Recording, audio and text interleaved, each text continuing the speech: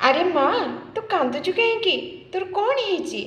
ଯେତେବେଳେ ମୋ ଆଖିରୁ ଲୁହ ଝରି ପଡ଼େ ମୋ ବାପା ମୋ ଆଖିରୁ ଲୁହ ପୋଛି ମୋର ସମସ୍ତ ସମସ୍ୟାର ସମାଧାନ କରିଦେଉଥିଲେ। ବାପା ଏମିତି ଗୋଟେ ଶବ୍ଦ ପ୍ରତ୍ୟେକ ଝିଅର ହୃଦୟର ସ୍ପନ୍ଦନ। ଆଜି ମୋ ବାପା ମୋ ପାଖରେ ନାହାନ୍ତି, କିନ୍ତୁ ଛୋଟବେଳର ସେଇ କଥା ଯେତେବେଳେ ମନେ ପଡ଼ିଯାଏ ନା, ତାଙ୍କ ପାଦ ତଳେ ମୋର ମଥା ଆପେ ଆପେ ନଇଁଯାଏ।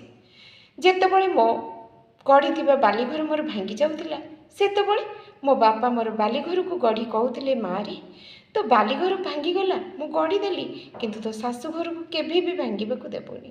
ସ୍ନେହ, ମମତା, ଭଲ ପାଇବା ଆଉ ଆନ୍ତରିକତା ଦେଇକି ତୁ ତୋର ଶାଶୁଘରକୁ ଗଢ଼ି ତୋଳିବୁ। ଦେଖନ୍ତୁ ନା, ଆଜିକାର ଝିଅମାନେ ଏସବୁ ଆଦୌ ବୁଝୁନାହାନ୍ତି।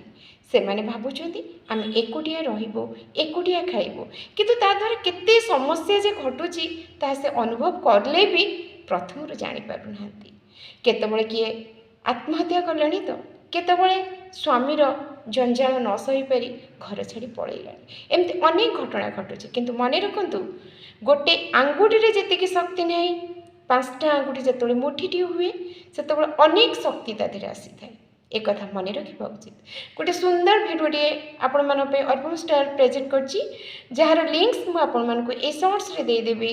ମଡ଼ର୍ଣ୍ଣ ବୋହୂର ମାଣବସା ଦେଖନ୍ତୁ, ଟିକେ ବୁଝନ୍ତୁ। ଖାଲି ଖରାପ ଜିନିଷ ଦେଖିଲେ ହେବନି, ଭଲ ଜିନିଷ ଦେଖନ୍ତୁ। ତାଦ୍ୱାରା ଆପଣଙ୍କ ମନ ନିଶ୍ଚିତ ଭାବରେ ଶାନ୍ତି ରହିବ, ଆପଣ ଅନେକ ଶାନ୍ତି ବି ପାଇବେ, ଆଉ ଆପଣଙ୍କ ମନ ନିଶ୍ଚିତ ଭାବରେ ଗୋଟେ ଅଲଗା ଅନୁଭୂତି ପାଇବ, କିଛି ଶିକ୍ଷା ବି ପାଇବେ। ଶେଷରେ ଆପଣମାନଙ୍କର ମଙ୍ଗଳ କାମନା କରି ଆପଣମାନଙ୍କ ଠାରୁ ବିଦାୟ ନେଉଛି ମୁଁ ଲେଖିକା ଅନ୍ନପୂର୍ଣ୍ଣା ମହାନ୍ତି।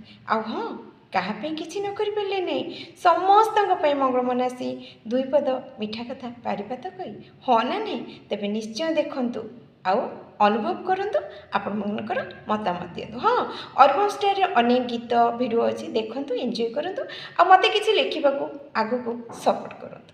ରହୁଛି, ନମସ୍କାର।